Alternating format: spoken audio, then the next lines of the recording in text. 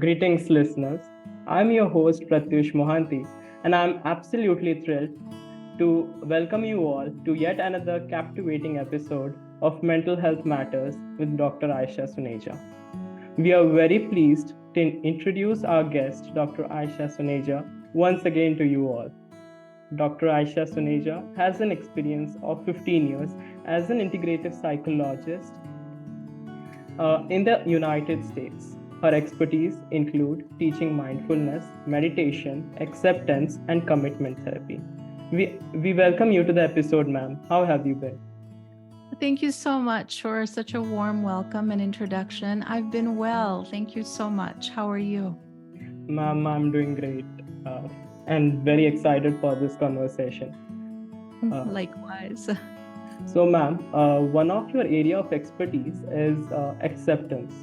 So, why not talk about this beautiful topic that is self-acceptance, where probably all of us must have struggled, and we want to know like how can we embrace our strengths and weaknesses. Yeah, what a great question. And it really is such an exciting topic for me, one of my favorite topics. So I'm grateful that you guys have chosen to kind of do a deep dive into self-acceptance. So let's start really, I think you said the word beautifully. You said, how do we embrace? And I think that's one of the main things that we're going to focus on is how we can embrace and acknowledge all of ourselves, right? Like the good, the bad, the parts of us that we don't love, the parts of us that we struggle with. That's really what acceptance is all about. So acceptance is not that we have to love everything about ourselves. It just basically means how do we start acknowledging and embracing ourselves without criticism and without judgment. And those are the two main obstacles when it comes to self-acceptance, right? Or really acceptance of any kind, even if we're not accepting something in our life or we're not accepting somebody in our life, we're usually either criticizing or we're judging. And so that stops us from having connection, stops us from having empathy. It really prevents us from getting closer and getting to know what's going on with the situation or with the person. So in the same way, when we think about self-acceptance, it's really this idea of self-awareness. We're going to really talk about self-awareness and self-compassion, because without either of these, we can't really get to self-acceptance. Yes, ma'am, definitely. I surely agree that self-compassion is really necessary for all of us, and it feels great to exactly know what self-acceptance means. And ma'am, I have this question that's very related to our conversation right now. Like, I would like to understand, like, how does our surroundings impact our journey towards self-acceptance, and how does it impact the way we accept ourselves? Yeah, great question. So, when you think about the conscious mind, when we're born, we don't really have, we have more of a subconscious mind. It's wide open. That means we don't have the ability to say no to information. Everything is being flooded into our subconscious mind, our unconscious mind through all of our senses. So as children, we don't have the ability to say no to information, not until about the age of 3. When we start to kind of, use that word no, and we start to have a separation between everybody else and we form an identity, an I. Now, before that, everything is coming into the subconscious. So our environment plays such a huge role in how we see ourselves, how we perceive ourselves. And we all know this to be true. The way that we're treated by our family, our friends, our teachers, our caregivers, our friends, all these people do impact us. So one of the quickest ways that we can understand how that impacts us is I want you to think about the inner chatter, the thought process that goes on in the mind. So for example, if you make a mistake, and if the thought process that comes up after you make a mistake in your mind, if you think, that's okay, I made a mistake, I can learn from this mistake, this is about growth and personal development, and I can get better. Most people don't think that way. Most people say things like, I'm so stupid. Why did I do that? I should have known better. I always make a mistake. In fact, I grew up with the word bevakoof, right? My mom would always say, bevakoof, why did you do that? So when I grew up, my mom is no longer there. But what happened in my mind is the way that our parents, our teachers, our friends, our caregivers, the way they speak to us makes an impact on how we speak to ourselves when we become adults or young adults. So it's not really, our parents love us and they do their very best that they can. They may not even be aware of how they're speaking and how it's impacting us. But when we grow up, it becomes our responsibility now to say the way that my inner voice has been trained to speak. Now it's my responsibility through self-awareness to take notice of how I'm speaking to myself. So now if I make a mistake, I might say to myself, you're such a bivakoof, you're so stupid, you shouldn't have done that. And then I will catch myself with self-awareness and I will say, hold on, you made a mistake. How would I speak to a small child who made a mistake? What are the words I would use? What is the tone I would use? What is, some touch that I might use? I might calm or be calming or gentle. I might say, it's okay, honey, or sweetheart, or baby, or beta. I might say something in a gentle tone with supportive, loving words, with some affirmative touch that says it's okay to make mistakes. That is how we want to speak to ourselves, regardless of how the environment has affected us. Now it's our turn to look at how we are speaking internally. Exactly, ma'am. Making and accepting mistakes is a part of our life, and truly we should embrace the authenticity that we have. And as you said, we should not put that negative thing in our mind from what we listen to others, and not seek validation from external sources.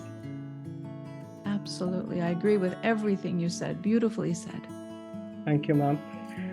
Ma'am, to this, as we know, nowadays there's a lot of competition out there, and we often encounter some situations in which we start criticizing ourselves, right?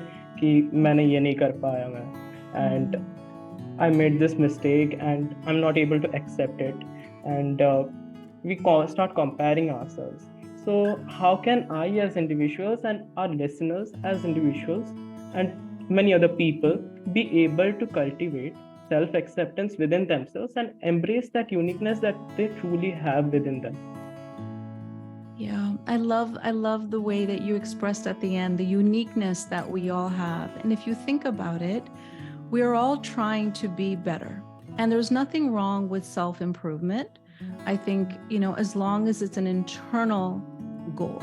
So an internal goal basically means I would like to be better than I was yesterday at whatever it might be. It could be your studies, it could be work, it could be a sport, it could be learning a language.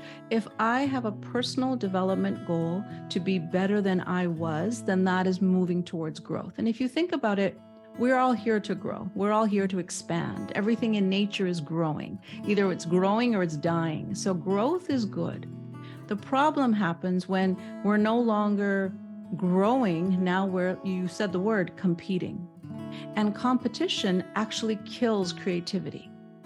So we start seeing the negative effects of competition and comparison. So for example, a little girl, when she's, in the 3rd grade, she draws a beautiful horse, and her horse is purple, and she uses her imagination, and it's just this beautiful, unique horse. But when she gets to the next grade, she sees another girl next to her who's drawn a beautiful horse that's very lifelike. Now she'll start to think, but my horse is not as good as her horse. And she'll put her crayons or her painting or her brushes or her pencils away. And she'll stop being creative and unique and stop using her imagination, because now comparison came into the picture. So comparison actually kills our creativity. So anytime we catch ourselves, now another way that we can look at it is, let's say we see somebody on social media.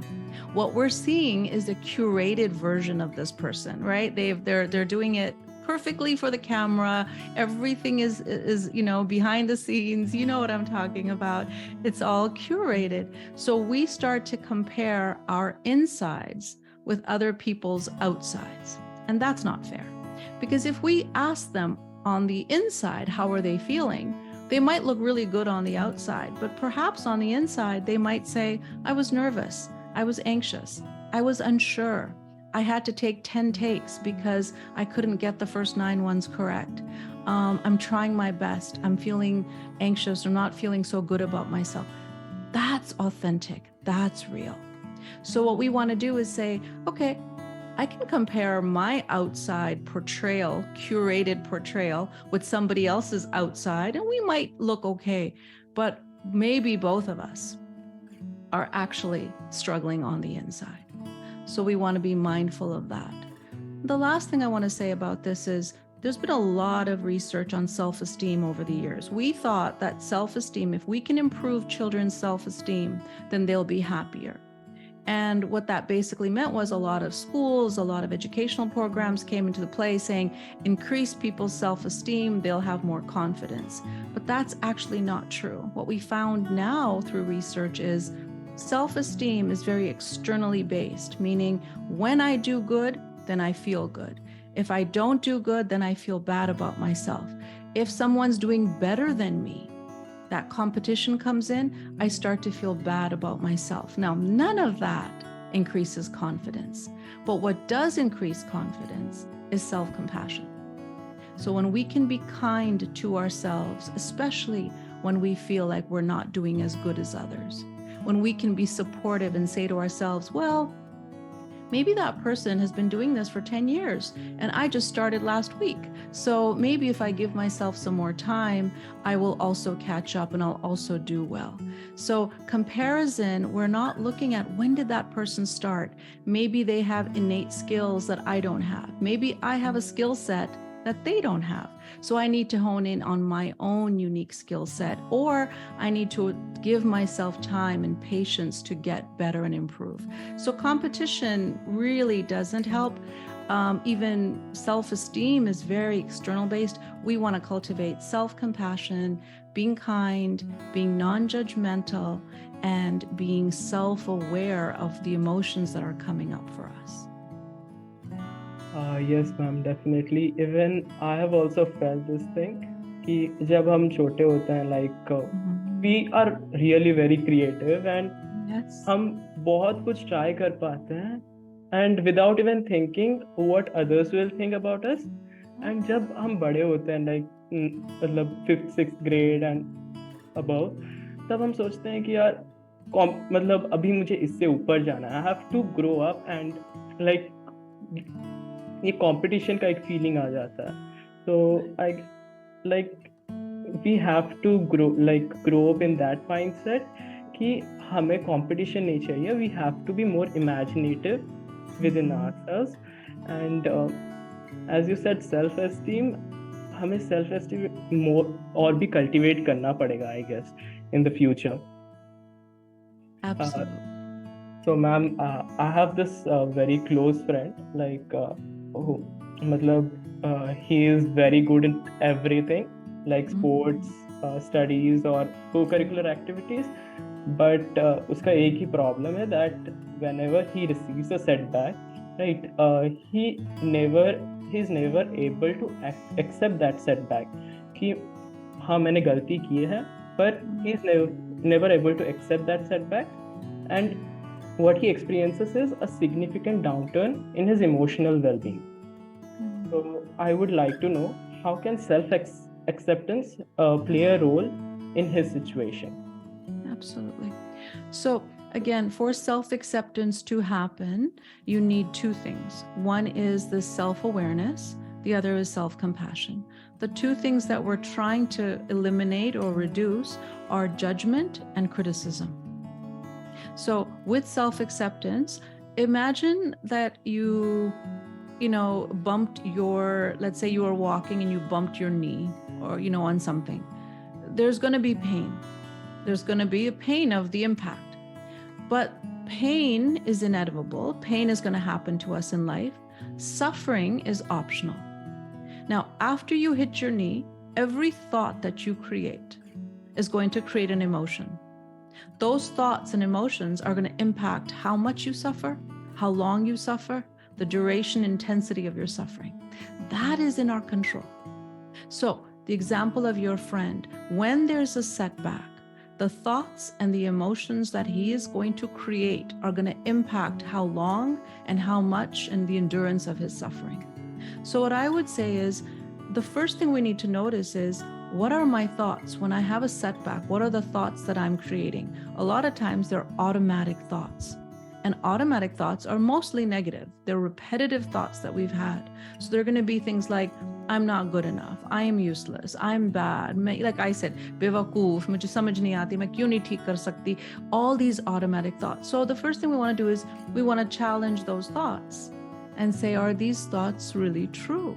That is what acceptance is. It's like when you fight with reality, reality always wins. You don't have to like reality, but it is the truth. So we start by noticing the thoughts. We challenge the thoughts. Then we can try to get some space from the thoughts and say, you know, I am not my thoughts. My thoughts are transient. They are temporary. They are fleeting. They are not who I am. My emotions, they have a beginning, they have a middle, they have an end. They are not who I am. And as we get some space from our thoughts and our emotions, we start to realize, but I am this presence, I am this soul, I am this spirit that is always watching and observing my thoughts and emotions. Until we get some space. It's like if I said to you, can you tell me about the traffic? And you say, I don't see the traffic. But if you're in a helicopter up in the sky, you can tell me all the traffic patterns. You can say, there's a blockage here, the freeway here is open, take this road. So the same way, when we are caught in our thoughts and emotions, we have no way of getting out of them or getting into healthier thoughts. It's only with space and distance. We must create enough self-awareness that we can start to see, oh, I've been caught in my thoughts for 20 minutes, for an hour, for 3 days. I've been caught in self-pity or anger or comparison. And once we have that awareness, it's very simple then to say, oh, this is just my thoughts. This is not me. You know, we're not here to perfect ourselves and make ourselves better and better. We are here really to transcend ourselves, to transcend this body and this mind and these thoughts and these emotions. That's really the purpose of our being here. And that's what self-acceptance starts to give us. It starts to say, I have to look at the reality. I have to look at maybe, are my standards that I have set for myself? Am I being too strict? Are they too high? Are they beyond my capabilities? And if so, then how do I cultivate patience to work towards them or to find my own unique, innate qualities and not start comparing and competing with other people's? So self-acceptance is really the door that takes us to kind of that process of transcending. Yes, ma'am.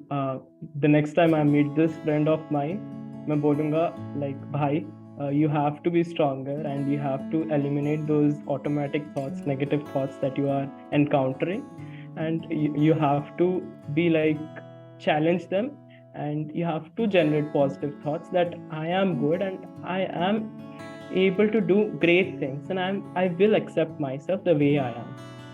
Beautiful. I love that. I will accept myself the way that I am.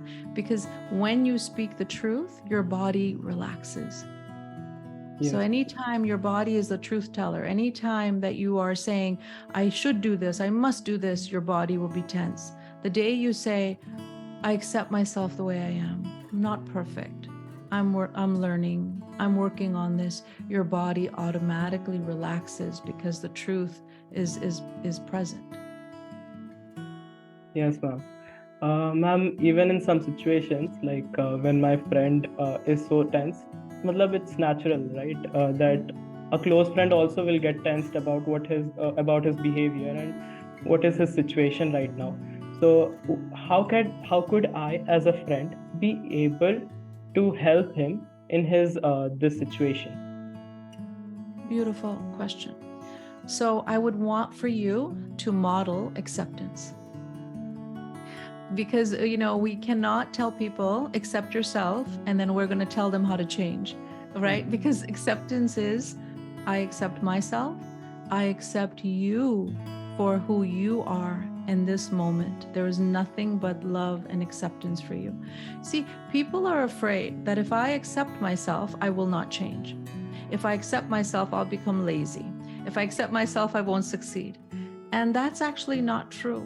Because when we don't accept ourselves, that's when we start doing any kind of avoidance behavior. Meaning, like, let's say you say to me, I come late and I'm always late. And you say to me, oh, you were late. And I say, no, I wasn't late. I'm not late. The traffic was bad. And, this happened and the computer didn't turn on.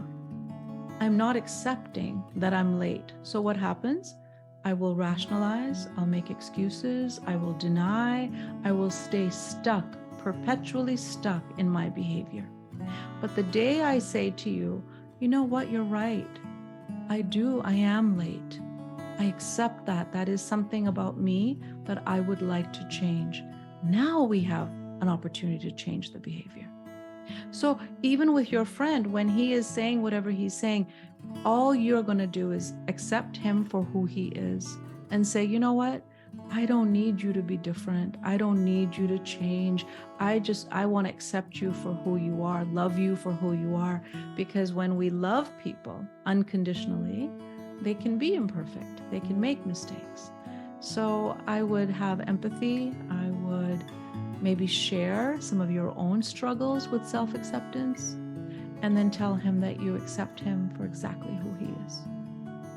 Exactly, ma'am. Even जब हम test में बुरा करते हैं, like if we accept कि हम बुरा किए हैं, we have done it, we have done some mistakes in our test, so we haven't performed that well. Then हमें पता चलेगा कि yes, I need to improve. Right. If we don't accept that thing, then we would start avoiding that situation कि मैंने बुरा किया है exactly. So yeah, I guess. Yeah, you got it. Exactly. I love your example of the test. That's a beautiful example to see that if we don't accept it, we will deny and rationalize or intellectualize. We'll use all these defense mechanisms, but we won't make change happen. So acceptance is making change happen. The first step is acceptance. Yes, ma'am. So, ma'am, you have talked about the self-acceptance, and does it impact our relationships and other life components of our life? Yeah, I believe so. I think that, acceptance, whether we're accepting other people or accepting ourselves, I think it makes a huge difference in our relationships. Because what is the number one problem that we have in relationships? It is not accepting our own fault. And the reason we don't accept our fault is because we believe that if we're wrong, we make a mistake, then we won't be loved, that we'll lose connection. अब ये हमने बचपन से सीखा है कि अगर गलती की, then we're shamed or we're, disconnected from the family or disconnected from love. So what do? We become very, very worried and scared and anxious about making mistakes. But how you were saying, bachpan mein, how do we learn to walk? How do we learn to talk? How do we learn anything? By making mistakes, by falling down. That's how we learn. Lekin kab ye hua ki mistake karna buri cheez hai? We were taught, no, you cannot make a mistake. So we have to unlearn that. When I was working with kids, I would tell them, if you make a mistake and you learn from it, if you make enough mistakes, we'll have a pizza party. We rewarded them for making mistakes, because once you realize making mistakes just means that that's a growth opportunity, then your life starts to expand. So everything about self-acceptance will improve your relationships. We want connection, and connection comes from vulnerability. It comes from being honest and real. It comes from admitting your mistakes and allowing others to make mistakes. And finally, I want to say, whatever you are looking for from other people, let's say you're looking for acceptance from others, or respect from others, or love from others. If you think about somebody in your life that's not giving you these things in your relationships, I want you to remember that oftentimes the thing you want from other people is the same thing you are not giving to yourself. So if you want respect from others and you want to start looking at, am I respecting myself, or do I treat myself really harshly? If you want acceptance from others, am I accepting myself, or do I judge myself? And am I very critical of myself? Because as you start to accept and love and be kinder to yourself, you'll notice that you'll start being kinder and less judgmental towards others. So it's very connected. How you treat yourself inside is how other people treat you externally. How you treat yourself is how you will treat others. So it really all starts with our own self-acceptance. Yes, ma'am. I completely agree with what you said just right now. And I could relate to this very popular quote that is in my mother tongue, Odia. That is, जदि तुम्हें कि ओडिया को चाहुच ताहले तुमको से जिनस छाड़िया को पड़िबो जहाँ तुमको तळु को आनी आछी. So what it basically means is, if you want to fly high, then you have to put that thing down that just weighs you down. Beautiful. Yes, ma'am. So That's beautiful. ma'am, it was indeed a very intriguing conversation today, and surely I had a lot of takeaways, like accepting vulnerability and your own mistakes that you make. And like, I loved that thing that you said, award yourself for your mistakes, so that you have a chance to improve for any mistake you make, and be kind and lovable to your own self, and so that you could just be your own self and not just seek validation from others. Yeah, I love that. I love that you say that. It's so important. I think so many people, you're right, are seeking validation from others because they feel empty inside, because they won't give it to themselves. So I love that point. Thank you so much. I've had such amazing insights listening to you, and appreciate you sharing your thoughts and your experiences with me as well. Thank you, ma'am. So we hope our conversation today has given our listeners some very insightful tips on living a flourishing life and valuing themselves unconditionally. We thank you, ma'am, for your time and insightful thoughts. Ma'am, do you have any closing remarks for our listeners? I just want to say again, I'm always so proud of you and for your team, for your organization to be putting out such thoughtful messages and really empowering young people today to learn and to cultivate concepts like these, because we do a lot of self-improvement, and what I want to do is world improvement. And instead of always just focusing on ourselves, how can we focus on making the world a better place? So that's what you guys are doing. So I just wanted to say thank you for that. Thank you, ma'am. That was really very nice of you. And I would like to quote something like, accept yourself, love yourself, and keep moving forward. With this, we close today's episode of ANON Streams. For those who have joined us new, kindly visit ANON Streams on Spotify to listen such more enriching conversations. Stay tuned till we meet next time. Until then, take care and embrace your uniqueness.